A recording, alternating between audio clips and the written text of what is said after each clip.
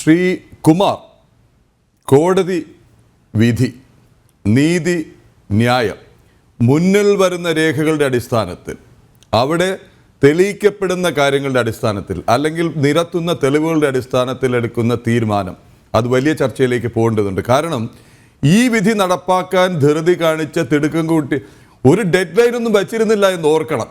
ഇത്ര ദിവസത്തിനകം അവിടെ യുവതീ പ്രവേശനം നടത്തി അതിൻ്റെ ചിത്രവും ദൃശ്യങ്ങളും തെളിവും ഹാജരാക്കാൻ സുപ്രീം കോടതി പറഞ്ഞിരുന്നില്ല. സുപ്രീം കോടതി വളരെ ഡിറ്റാച്ച്ഡ് ആയിട്ട് നിന്ന് ഡിസ്പാഷനേറ്റ് ആയിട്ട് ഒരു വിധി പറഞ്ഞു. തെറ്റും ശരിയും അവിടെ നിൽക്കട്ടെ, സുപ്രീം കോടതിക്ക് തന്നെ ചില കാര്യങ്ങൾ പിന്നെ ബോധ്യപ്പെട്ടു. ഞാൻ പറഞ്ഞു വരുന്നത്, ഈ ധൃതി കാട്ടിയ സർക്കാരിന് മുന്നിൽ മറ്റൊരു വിധി ഇപ്പോഴും ഇങ്ങനെ തൂങ്ങുന്നുണ്ട്, സഭാതർക്കത്തിലെ വിധി. ആ വിധി ന്യായമാണെന്നും ഞാൻ വാദിക്കുന്നില്ല.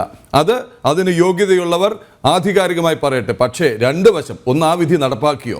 രണ്ട്, ആ വിധിയിൽ നീതിയും ന്യായവും ഉണ്ടോ? വർഷങ്ങളായി കെട്ടിപ്പടുത്ത പള്ളികൾ മറ്റൊരു വിഭാഗത്തിന് വിട്ടുകൊടുക്കണമെന്നാണ് യാക്കോബായ വിഭാഗത്തോട് പറഞ്ഞിരിക്കുന്നത്. ഞാൻ ചർച്ച വഴിതിരിച്ച് വിടുന്നില്ല. പക്ഷേ അങ്ങയോടൊരു ചോദ്യം ശ്രീകുമാർ, അങ്ങൊരു കേസ് കൊടുത്തിട്ട് ഇപ്പോൾ കാലം കുറയായി. ഹലാൽ ശർക്കര ശബരിമലയിൽ ഉപയോഗിച്ചു, അതിൻ്റെ തെളിവുകൾ ഹാജരാക്കി. ആ കേസിൻ്റെ അവസ്ഥ എന്തായി എന്ന് ഈ സമയത്ത് ഒന്നറിഞ്ഞാൽ കൊള്ളാം.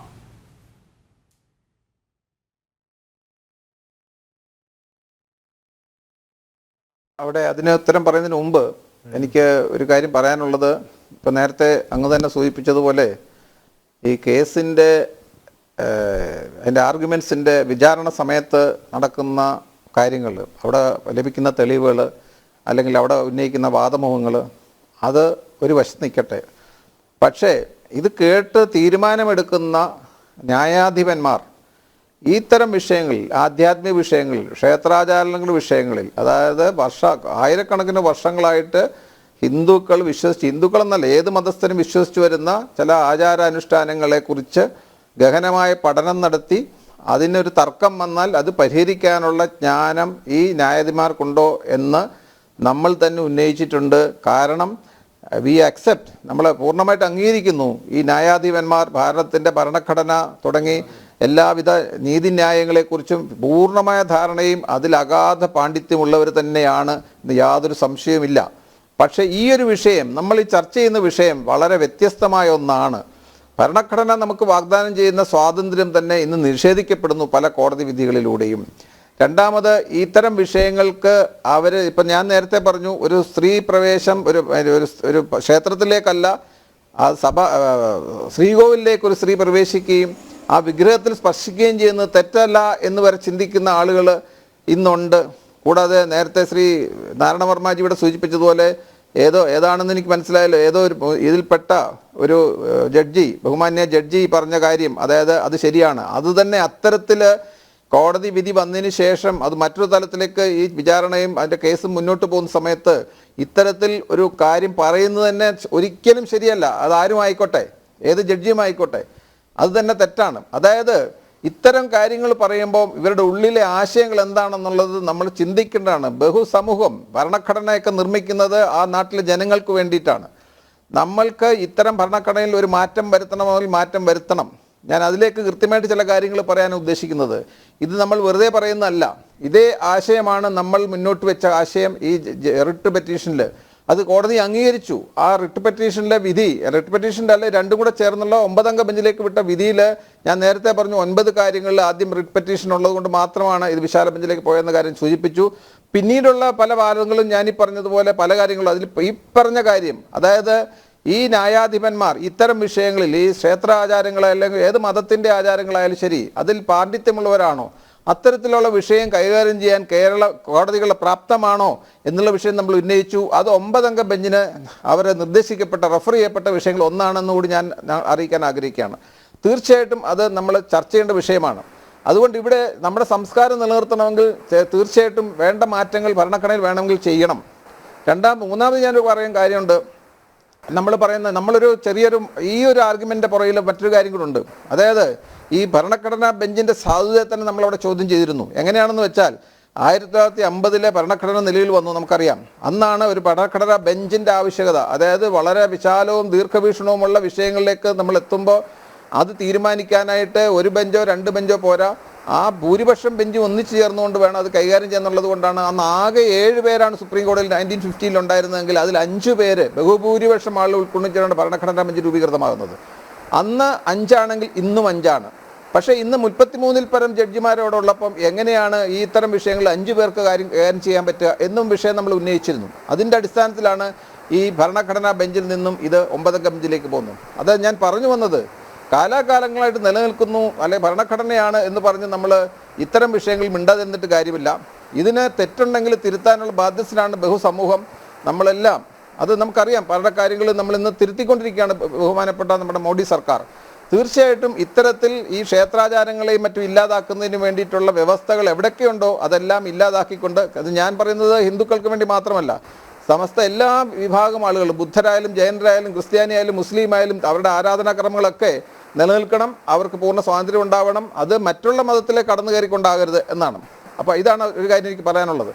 ഇനിയും അങ്ങ് ചോദിച്ച ചോദ്യം, ഈ ശബരിമലയിലെ ഹലാലിൻ്റെ വിഷയത്തിൽ ഞാൻ കേസ് കൊടുത്തു എന്നുള്ളതുകൊണ്ട്, ഞാൻ പെറ്റീഷൻ ഉള്ളതുകൊണ്ട് എനിക്ക് പരിമിതികളുണ്ട്. കാരണം ഞാൻ ഒരു പരിധിയിൽ കൂടുതൽ കാര്യങ്ങളിലേക്ക് കടന്നാൽ കോടതി അലക്ഷ്യത്തിന് ബാധ്യസ്ഥനാവും. പക്ഷേ ഞാൻ അതുകൊണ്ട് അതിൻ്റെ ഉള്ളിൽ നിന്നുകൊണ്ട് തന്നെ ഞാൻ സംസാരിക്കാൻ ഉദ്ദേശിക്കുന്നു. ഞാൻ ഈ അവസാനം പറഞ്ഞ് നിർത്തിയ കാര്യം, അതായത് മതങ്ങൾ അതിൻ്റെ സ്വതന്ത്രമായിട്ട് വിഹരിക്കുമ്പോഴും മറ്റ് മതങ്ങളുടെ അനുഷ്ഠാനങ്ങളിലേക്ക് കടന്നു കയറാൻ പാടില്ല എന്ന് വളരെ വ്യക്തമായിട്ട് ഭരണഘടനയിൽ പറയുന്നുണ്ട്. അത്തരത്തിലെങ്കിലും ഒരു കടന്നുകയറ്റം ഉണ്ടായാൽ ഇന്ത്യൻ പീനൽ കോഡ് ആക്ടിൽ തന്നെ അന്നത്തെ ഇതിൽ പറയുന്നുണ്ട്. ഞാൻ നടന്ന സംഭവത്തിന് സമയത്തെ കാര്യങ്ങളാണ് പറയുന്നത്. അതിലെ സെക്ഷൻ 295 295 വളരെ വ്യക്തമായിട്ട് പറയുന്നുണ്ട്, അത്തരത്തിൽ ഒരു ക്ഷേത്രത്തിനുള്ളിലേക്ക് മറ്റൊരു മതത്തിൻ്റെ ഒരു ചിഹ്നം പോലും, അവിടെ ഏത് വസ്തു എന്നുള്ളതല്ല, ഒരു മതചിഹ്നം പോലും വരാൻ പാടില്ല എന്ന് നിഷ്കർഷിക്കുമ്പോഴാണ് ഈ ശബരിമലയിലെ ഹലാൽ സർക്കാർ വരുന്നത്. അപ്പോൾ അതിനെനിക്ക് ഈ പൊതുസമൂഹത്തോട് പറയാനുള്ളത്, പല വിഷയങ്ങളിലും ഈ വേണ്ട തരത്തിൽ സമൂഹം ഏറ്റെടുക്കുന്നില്ല എന്ന് എനിക്ക് വളരെ അപേക്ഷയാണ്. കാരണം ഈ വിഷയത്തിലും വേണ്ട ഗൗരവത്തോടെ നമ്മുടെ സമൂഹം കണ്ടോ എന്ന് ഇന്നും എനിക്ക് സംശയമാണ്. എന്തായാലും ആ കേസിൻ്റെ വിശദാംശങ്ങളിലേക്ക് ഇന്ന് ഞാൻ നേരത്തെ പറഞ്ഞ പോകാൻ സാധിക്കില്ലെങ്കിലും, ആ കേസ് 3 വർഷം മുമ്പ് കൊടുത്തതാണ്. ഈ പറഞ്ഞ വിഷയം, അത് ഹലാൽ ശർക്കര ശബരിമലയിൽ എത്തുകയും അതൊരു ചാക്കിൻ്റെ പുറത്ത് ഹലാൽ എന്നുള്ള മുദ്രയോടുകൂടിയാണ് എത്തിയതെന്നും അതവിടെ കേടായി ഭക്ഷ്യയോഗ്യമല്ലാതെ പുഴുവരിച്ചുവെന്നും, ഈ പുഴുവരിച്ച വസ്തു ഈ കേരളത്തിൻ്റെ ഫുഡ് സേഫ്റ്റി ഡിപ്പാർട്ട്മെൻറ്റുകാർ ലബോറട്ടറി പരിശോധിച്ച് ഭക്ഷ്യയോഗ്യമല്ലെന്ന് കാണുകയും ആ ഭക്ഷ്യയോഗ്യമല്ലാത്ത വസ്തുക്കൾ ഒരു കാരണവശാലും മറ്റൊരാൾക്കും വിട്ടുകൊടുക്കാതെ ഈ ഗവൺമെൻറ് ഉദ്യോഗസ്ഥന്മാരുടെ സാന്നിധ്യത്തിൽ അത് നശിപ്പിക്കണമെന്ന് നിയമമുള്ളപ്പം അത് ദേവസ്വം ബോർഡിന് വിട്ടുകൊടുക്കുകയും ദേവസ്വം ബോർഡ് അത് ലേലം ചെയ്ത് വിൽക്കുകയും, ഈ ലേലം ചെയ്ത് ഇത് ഭക്ഷ്യവസ്തുക്കൾ മറ്റുള്ള ഉപയോഗത്തിലേക്ക് കടക്കും, അത് അപകടം ഉണ്ടാക്കും, അതുകൊണ്ട് എത്രയും പെട്ടെന്ന് അത് നിർത്തണം എന്ന് ഹലാലിൻ്റെ ഈ എതിരെ നമ്മൾ കൊടുത്ത പെറ്റീഷനിൽ ഉടനടി അത് ചെയ്യണമെന്ന് പറഞ്ഞപ്പോഴും കോടതി അത് ചെയ്തില്ല എന്ന് പറയേണ്ടി വരും. അതുകൊണ്ട് എന്ത് സംഭവിച്ചു? ഈ ശർക്കര പുറത്തേക്ക് പോയി. അപ്പോൾ ദേവസ്വം ബോർഡിൻ്റെ നിലപാട് തുടക്കത്തിൽ ഈ പെറ്റീഷൻ്റെ ഇത് ശബരിമലയെ താർക്കാൻ വേണ്ടിയിട്ടുള്ള പെറ്റീഷനാണ്, അത് ഗൂഢാലോചനയാണെന്ന് പറയും. അതേ സ്റ്റേറ്റ്മെൻറ്റ് താഴെ വെച്ച് അവർ പറയുന്നുണ്ട് ഇങ്ങനെ ശർക്കര വന്ന കാര്യം. അതായത് പൊതുസമൂഹത്തെ തെറ്റിദ്ധരിപ്പിച്ചുകൊണ്ടാണ് ഇവിടെ സർക്കാരും ദേവസ്വം ബോർഡും പ്രവർത്തിക്കുന്നുള്ള ഏറ്റവും വലിയ ഉദാഹരണമാണിത്. എങ്ങനെയാണ് ഹലാൽ ശർക്കര അവിടെ എത്താൻ സാധിച്ചത്? എങ്ങനെയാണ് കേടായ ശർക്കര അത് പുഴുവരിക്കുന്നു, ഉപയോഗശൂന്യമാണെന്നും റിപ്പോർട്ടോടുകൂടിയുള്ള ശർക്കര എങ്ങനെയാണ് ഒരാൾക്ക് ലേലം ചെയ്യാൻ കൊടുക്കുക? ഇത് നമ്മൾ ചോദ്യം ചെയ്യപ്പോൾ ദേവസ്വം ബോർഡിൻ്റെ മറുപടി, ഇത് ഭക്ഷ്യയോഗ്യമല്ലാത്തതുകൊണ്ട് മനുഷ്യർക്ക് ഉപയോഗിക്കാനല്ല, കാറ്റിൽ ഫീഡിന് മൃഗങ്ങൾക്കുള്ള ഭക്ഷണത്തിന് വേണ്ടിയിട്ടാണെന്നോ. അപ്പം നമ്മുടെ ആർഗ്യുമെൻ്റ് മൃഗങ്ങൾക്കും ഒരിക്കലും ഭക്ഷ്യയോഗ്യമല്ലത്, അവരുടെ ആർഗ്യുമെൻ്റ് അതായിരുന്നു. പക്ഷെ നമ്മളത് കണ്ടുപിടിച്ചു, ഇത് എത്തിച്ചേർന്നത് അല്ലെങ്കിൽ ലേലത്തിൽ പിടിച്ച ആളിന് ഒരു കാരണവശാലും ഈ കാറ്റിൽ ഫീഡ് നിർമ്മിക്കുന്നതായിട്ടൊരു ബന്ധവുമില്ല. അതുകൊണ്ട് ഇത് ഇന്ന് സമൂഹത്തിനിടയ്ക്ക് എത്തിക്കഴിഞ്ഞു എന്ന് നമുക്ക് മനസ്സിലാക്കാം. ഇപ്പം തിരുപ്പതിയിൽ നമ്മൾ ഈ ലഡ്ഡു വിതരണം ചെയ്തു, ഈ പറഞ്ഞ ബീഫിൻ്റെ മാംസക്കൊഴുപ്പ് ഉപയോഗിച്ചിട്ടുള്ള പ്രസാദം വിതരണം ചെയ്ത് ഭക്ഷണം നടത്തിയ പോലെ ശബരിമലയിലെ ഈ പുഴുവരിച്ച ശർക്കര എവിടെയൊക്കെ എത്തിയെന്ന് അന്വേഷിക്കേണ്ടതാണ്. ഇത് കോടതിയും തടഞ്ഞില്ല എന്ന് ഞാൻ വളരെ ബഹുമാനപൂർവ്വം അറിയിക്കുകയാണ്.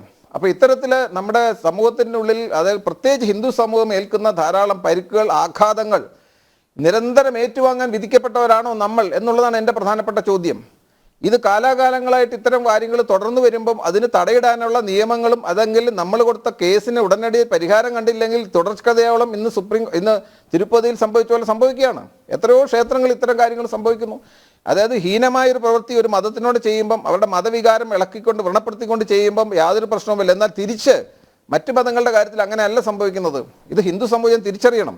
വേണ്ടി വന്നാൽ അതിന് നിയമം നിർമ്മിക്കേണ്ടതായിട്ട് വരും. സമൂഹം ഉണരണം. അപ്പോൾ തീർച്ചയായിട്ടും ഇതിന്, ഈ അങ്ങ് ചോദിച്ച ചോദ്യത്തിന് എനിക്ക് അവസാനം പറയാനുള്ള ഉത്തരം, ഇന്നും അതിന് തീരുമാനമായിട്ടില്ല. ഞാൻ ഈ പറഞ്ഞ കാര്യങ്ങളൊക്കെ തെളിയിക്കപ്പെട്ടു എന്നാണ് ഞാൻ മനസ്സിലാക്കുന്നത്. കോടതിയാണ് തീരുമാനിക്കേണ്ടത്. അതുകൊണ്ട് ഈ ഇത്തരം കാര്യങ്ങൾ ഈ നിർമ്മിച്ച കമ്പനി ഉൾപ്പെടെ ഇത് പുറത്തേക്ക് കയറ്റിയേക്കുള്ള പാക്കറ്റിലാണ് ഞങ്ങൾ അബദ്ധത്തിൽ കയറ്റിയേക്കുന്നത്. ഞാൻ ചോദിക്കുന്നത്, അങ്ങനെ അബദ്ധം പറ്റുന്ന സ്ഥലമാണോ? ഇതെങ്ങനെയാണ് ശബരിമല സംഭവിക്കുക? ദേവസ്വം ബോർഡിൻ്റെ കൊട്ടേഷനിൽ കൃത്യമായിട്ട് പറയുന്നുണ്ട് ഏതൊരു സ്പെസിഫിക്കേഷൻ വഴിയാണ് ഇന്ത്യൻ സ്റ്റാൻഡേർഡ് സ്പെസിഫിക്കേഷൻ അനുസരിച്ച് സപ്ലൈ ചെയ്യേണ്ട കാര്യം. ഈ ഭാരതത്തിൽ ഒരിക്കലും അംഗീകരിക്കപ്പെടാത്ത ഈ പറഞ്ഞ ഈ ഹലാൽ മാർക്കോട് മുദ്രയോടുകൂടി വരുന്ന ശർക്കര എങ്ങനെ പ്രവേശിപ്പിച്ചു? എങ്ങനെ പമ്പയിൽ നിന്നാകും മേളിലോട്ട് കയറ്റി? എങ്ങനെ അവിടെ ശർക്കര ഉപയോഗിച്ചു? നൈവേദ്യത്തിനും മറ്റ് പ്രസാദത്തിനുമായിട്ട് എങ്ങനെ ഉപയോഗിച്ചു? ഇത് കേടായ ശർക്കര അവർ എന്തുകൊണ്ട് കുഴിച്ചു മൂടിയില്ല? അല്ലെങ്കിൽ അത് മറ്റു തരത്തിൽ അത് ഉപയോഗശൂന്യമാക്കാനുള്ള മറ്റൊരാൾക്ക് എത്താതിരിക്കാനുള്ള നടപടി എന്തുകൊണ്ട് സ്വീകരിച്ചില്ല? എന്തുകൊണ്ട് ലേലം ചെയ്തു? ഇത്തരം 100,000 ചോദ്യങ്ങളാണ് നമ്മുടെ മുന്നിലുള്ളത്. പക്ഷേ ഇത് ജനസമൂഹം, ഞാൻ പറയുന്നത്, നമ്മൾ ശബരിമല പ്രക്ഷോഭം നമുക്കറിയാം. 2018 ഈ കേസിൻ്റെ അടിസ്ഥാനമായിട്ട് നമുക്കുണ്ടായ ഒരു തിരിച്ചടി, അതിന് പകരം നമ്മൾ ശക്തമായ പ്രക്ഷോഭത്തിലൂടെയും കോടതിയിൽ നമ്മൾ കാര്യങ്ങൾ കേസ് വാദിച്ചതോടുകൂടിയാണ് പരിഹാരം ഉണ്ടായെങ്കിൽ അടിക്കടി ഇത്തരം കാര്യങ്ങൾ സംഭവിക്കുന്നുണ്ട്. നമ്മൾ മനസ്സിലാക്കേണ്ടത്, നമ്മൾ ഉണർന്നിരിക്കണം. ഈ ശബരിമല വിഷയം തീർന്നതുകൊണ്ട് അവിടെ തീരുന്നില്ല. മറ്റ് ധാരാളം വിഷയങ്ങളുണ്ട്. ഇന്ന് നമ്മുടെ പ്രധാന വിഷയം അതല്ലാത്തതുകൊണ്ട് അതിലേക്ക് ഞാൻ കടക്കുന്നില്ല. ഇത്തരത്തിൽ ഹിന്ദു സമൂഹത്തിനെ വെല്ലുവിളിക്കുന്ന ഒരു പ്രവണത കുറഞ്ഞ പക്ഷം ഞാൻ നേരത്തെ പറഞ്ഞ ഇസ്ലാമിക തീവ്രവാദികൾക്കുണ്ട്.